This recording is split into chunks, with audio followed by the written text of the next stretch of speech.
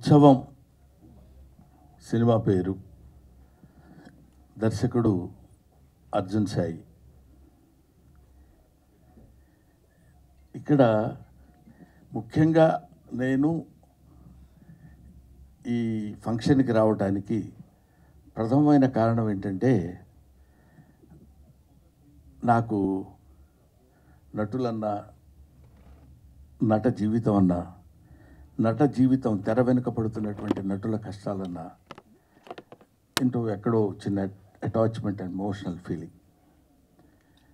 ఇందాక మా అమ్మాయి సుమ చెప్పినట్టు, తను ఎంత ప్రౌడ్గా గర్వంగా చెప్పిందంటే, I'm the product of stage అని. నాటకం నుంచి వచ్చానని చెప్పుకోవడానికి ఈ రోజుల్లో కొంచెం హెజిటేట్ చేసేటువంటి వాళ్ళు చాలామంది ఉన్నారని నాకు తెలుసు. నేను నాటకాలు వేసుకునేవాడు అనేవాళ్ళు పూర్వం, నాటకాలు వేసుకునే వాళ్ళ గురించి. But one thing, art is long, life is short. మనం ఎంతకాలం ఉంటామో మనకు తెలియదు. బట్ చివరి వరకు మిగిలిపోయేది, శ్రీకృష్ణదేవరాయలు బతికున్నాడు అంటే అష్టదిగ్గజాల వల్ల, రాజరాజ నరేంద్రుడు బతుకున్నాడంటే నన్నయ్య వల్ల.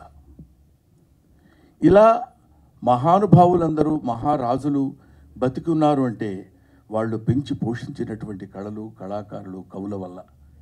అటువంటి కవులు పుట్టినటువంటి దేశం మన భారతదేశం. అటువంటి కవులు, కళాకారులు ఉన్నటువంటి దేశం మన దేశం. కాబట్టి ఈ దేశంలో ఉన్నటువంటి కళాకారుల యొక్క జీవితాల గురించి ఇందాక సురభి నాటక పరిషత్తు గురించి చెప్పారు.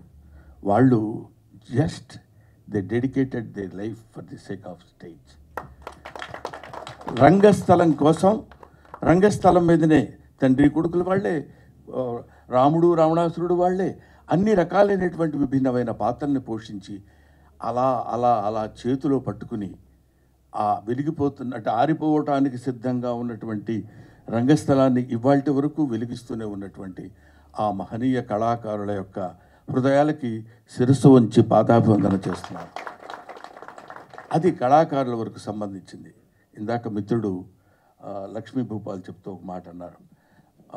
రంగస్థలం, రంగమార్తాండ సినిమాలో చాలా బాగా యాక్ట్ చేశారు బ్రహ్మానందం గారు అంటూ ఒక మాట చిన్నది యథాలాపంగా వదిలేశారు ఆయన. ఏంటంటే, ప్రకాష్ రాజ్ గారి కంటే కూడా బాగా యాక్ట్ చేశారు అని. అది నేను దాన్ని మెన్షన్ చేయకపోతే దాన్ని నేను అంగీకరించినట్టు అవుతుంది. Prakash Raj is a Born artist. అంతటి మహానటుడు అతను. నటుడుగా అంతటి ఉన్నత శిఖరాలను అందుకున్నటువంటి, అతనిలో ఉన్నటువంటి ప్రతి అణువు యాక్ట్ చేయగలిగినటువంటి కెపాసిటీ ఉన్నటువంటి మనిషి, ఆర్టిస్ట్. అటువంటిది వాళ్ళతో పోలిక కాదు. నేను ఇది జెన్యూన్గా చెప్తున్న మాట, ఏదో మొడెస్టీగా చాలా మంచివాడిని అనిపించుకోవటం చెప్పే మాట కానే కాదు. రంగస్థలం సాక్షిగా చెప్తున్నాను. ఆ రోజు ఒక కృష్ణవంశీ కానీ, ఒక ప్రకాష్ రాజ్ లాంటి వాళ్ళిద్దరూ నన్ను ఎన్నుకుని నా దగ్గరికి రావడం, అది నా గొప్పతనం కాదు, వాళ్ళ సంస్కారం.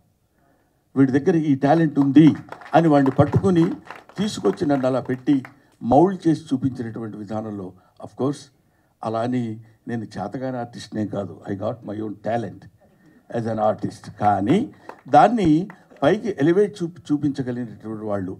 ఈ రంగమార్తాండ అనేటువంటి సినిమా విషయం ఇప్పుడు అప్రస్తుతమైన ఎందుకు చెప్పాల్సి వస్తుందంటే, రంగమార్తాండ గురించి, ఈ సినిమా అంతా రంగస్థలం గురించే.